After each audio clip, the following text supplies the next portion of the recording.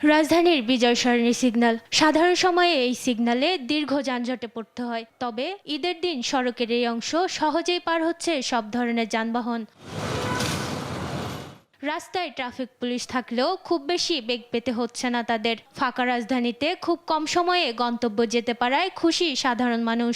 স্বাভাবিক সময়ে এমন ফাঁকা থাকলে বদলে যেত জীবনযাত্রা। লিখিতভাবে এইরকমই যদি থাকতো আমাদের জনজীবনের জন্য একটা শান্তিপূর্ণ, আসলে শহরের মজাটা এটা পাচ্ছি। ঈদের সময় সবাই ছুটিতে আছে, যেহেতু এরকম ফাঁকা থাকলে তো ভালোই লাগে, ভালো বিনোদন হচ্ছে, ভালোই লাগছে।